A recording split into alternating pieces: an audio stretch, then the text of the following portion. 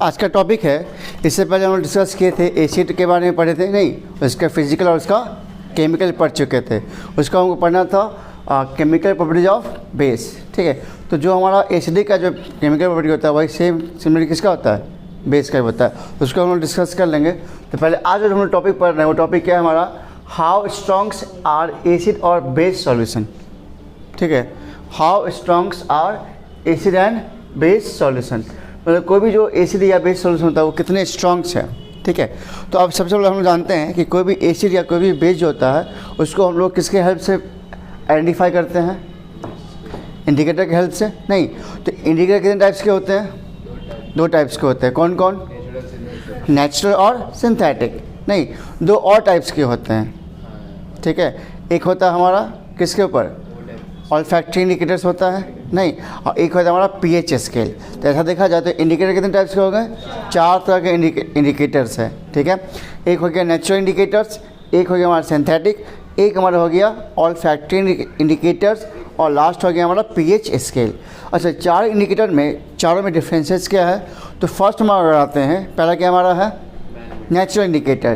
तो natural indicator में दो ही आते हैं, लिटमस पेपर। नहीं, नेचुरल इंडिकेटर का मतलब जो भी नेचर से हमें प्राप्त होता है। तो आपको पता है कि लीचेंट प्लांट से क्या मिलता है, लिटमस पेपर, ब्लू लिटमस और रेड लिटमस। ठीक है, तो जो लिटमस पेपर होता है रेड लिटमस और ब्लू लिटमस, रेड लिटमस और कौन होता है, ब्लू लिटमस। ठीक है, हाँ, लीचेंस प्लांट से बनाया जाता है। तो आपको पता है कि एसिड में क्या करेगा, ब्लू को किस में बदलेगा, रेड में बदल देता है, और बेस में क्या होता है, रेड को ब्लू में बदल देता है। तो ये हमें केवल ये बताता है, ये आइडेंटिफाई करता है कोई भी सॉल्यूशन वो एसिडिक है या बेसिक है। लेकिन इस नेचुरल इंडिकेटर के हेल्प से हमें ये समझ में नहीं आ रहा है कि वो सॉल्यूशन उसका स्ट्रॉन्ग कितना है, वो जो एसिडिक या जो बेसिक सॉल्यूशन है वो इतना स्ट्रॉन्ग है। We do not understand from this using natural indicators like litmus paper. ठीक है, क्लियर। अच्छा, और भी इसमें होते हैं नेचुरल इंडिकेटर्स में, जैसे एग्जांपल में बोल सकते हैं आपका रेड कैबेज, एक हमारा होगा रेड कैबेज हो गया, एक टर्मरिक भी हो गया। ठीक है, टर्मरिक वो भी हमारा क्या एक तरह से नेचुरल इंडिकेटर्स हो गया। तो कौन कौन हो गया, दो तो हो गया लिटमस पेपर, एक हमारा हो गया टर्मरिक, एक हमारा हो गया रेड कैबेज। ठीक है, टर्मरिक हमने देखा होगा कि बेसिक सॉल्यूशन को क्या करता है, वो नहीं, बेसिक सॉल्यूशन को रेडिश ब्राउन में चेंज कर देता है। हाँ, यदि हम सोप सॉल्यूशन में क्या डाल दे, टर्मरिक डाल दे, तो उसको चेंज किस में कर देगा, रेडिश ब्राउन में। ठीक है, और एसिडिक सॉल्यूशन में क्या होता है, येलो कलर रहेगा, मतलब कोई इसमें चेंज नहीं आएगा। तो याद रहेगा, टर्मरिक का एसिडिक सॉल्यूशन में येलो कलर रहेगा, लेकिन बेसिक सॉल्यूशन में रेडिश ब्राउन हो जाएगा। ठीक है, और एक और आपको क्या बताया था अभी मैंने, रेड कैबेज। तो रेड कैबेज जो है एसिडिक सॉल्यूशन में रेड रहेगा, रेड कैबेज है तो एसिड में कोई चेंज नहीं, रेड ही रहेगा, लेकिन बेसिक सॉल्यूशन में ग्रीन हो जाएगा, रेड कैबेज। याद रहेगा, कौन कौन ने बताया, रेड कैबेज। ठीक है, एसिडिक सॉल्यूशन में रेड रहेगा बट बेसिक सॉल्यूशन में ग्रीन हो जाएगा। और हमारा क्या कहते हैं, टर्मरिक, एसिडिक सॉल्यूशन में येलो ही रहेगा बट बेसिक सॉल्यूशन में रेड हो जाएगा। और ये दोनों समझ ही गए। ठीक है, तो ये नेचुरल इंडिकेटर समझ गए।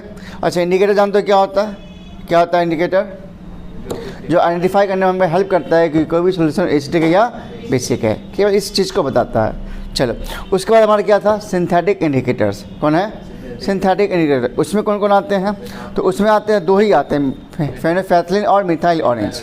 कौन कौन है, फेनोफैथलिन और मिथाइल ऑरेंज। चलो देखिए, इसके बारे में क्या बता रहे थे, ये दोनों आपका कैसा है, सिंथेटिक इंडिकेटर्स है, और इस पर आपको एग्जाम में एक सवाल भी पूछते हैं। ठीक है, तो आपको याद कैसे रखना है। ठीक है, तो इसके हम तरीका बता रहे हैं, CPC, इसका है RYO, याद रहेगा, RYO। ठीक है, CPC और RYO। CPC क्या हो गया, फेनोफैथलिन एसिडिक में कलरलेस, एसिडिक में कलरलेस, बेसिक में पिंक, और न्यूट्रल सॉल्यूशन में कलरलेस।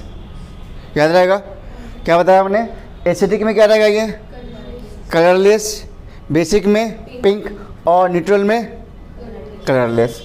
ठीक है, और मिथाइल ऑरेंज क्या क्या रह जाएगा, एसिडिक में रेड, उसके बाद बेसिस में येलो और न्यूट्रल सॉल्यूशन में ऑरेंज, याद रहेगा। इसका मतलब इसका नेचुरल कलर क्या हो जाएगा, ऑरेंज, मिथाइल ऑरेंज का कलर ऑरेंज, जो न्यूट्रल सॉल्यूशन जो कलर है वही इसका रहेगा अपना कलर। और फेनोल्फथलीन का कलर क्या है, भी कलरलेस है।